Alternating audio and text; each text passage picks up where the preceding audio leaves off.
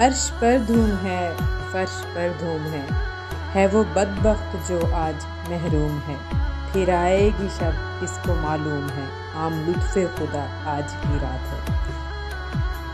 معاف کیا ان سبھی کو جنہوں نے میرا دل دکھایا، معاف کر دینا مجھے جن کا دل میں نے دکھایا۔ جب بھی غلطی کا احساس ہو تبھی معافی مانگ لیا کرو، زندگی ہر بار شب برات تک پہنچنے کا موقع نہیں دیتی۔ قبولیت اور برداشت اور معافی یہ زندگی بدل دینے والے اسباق ہیں۔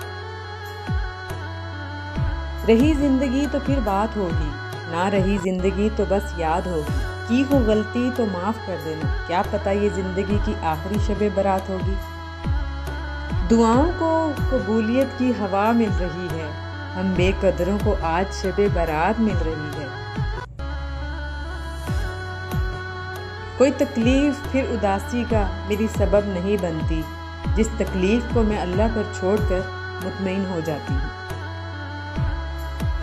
بنا دے مجھے بھی اپنے ان بندوں کی طرح یا رب، جو سوتے ہیں تجھے یاد کر کے اور اٹھتے ہیں تیرا نام لے کر۔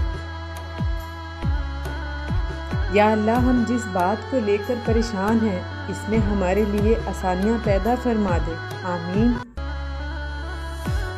میں انسان ہوں، نہیں سمجھ سکتا تیری مصلحت، تو میرا رب ہے، میری مشکلیں آسان فرما دے۔ چاہتوں میں سب سے بہترین چاہت اللہ رب العزت کی چاہت ہے۔ میری ٹوٹی پھوٹی عبادتوں کو ایسے قبول کر یا رب کہ سجدے میں جھکوں تو مجھ سے جڑے سب رشتوں کی زندگی سنور جائے، آمین۔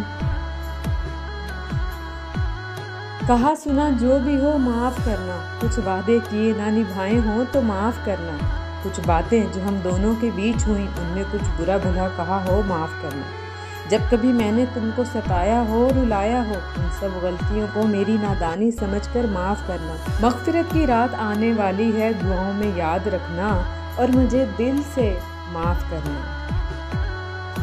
یا اللہ، اس شب برات کے صدقے ہمارے چھوٹے بڑے گناہوں کو معاف فرما، آمین ثم آمین۔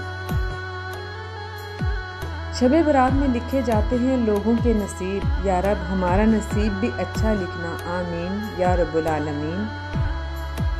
انسان کتنا ہی گناہ گار کیوں نہ ہو، اللہ تعالیٰ ہمیشہ اپنا بندہ کہہ کر ہی پکارتا ہے اور مایوسی سے بچاتا ہے۔ تجھے کیا سناؤں میرے اللہ، تیرے سامنے میرا حال ہے، تیری ایک نگاہ کی بات ہے، میری زندگی کا سوال ہے۔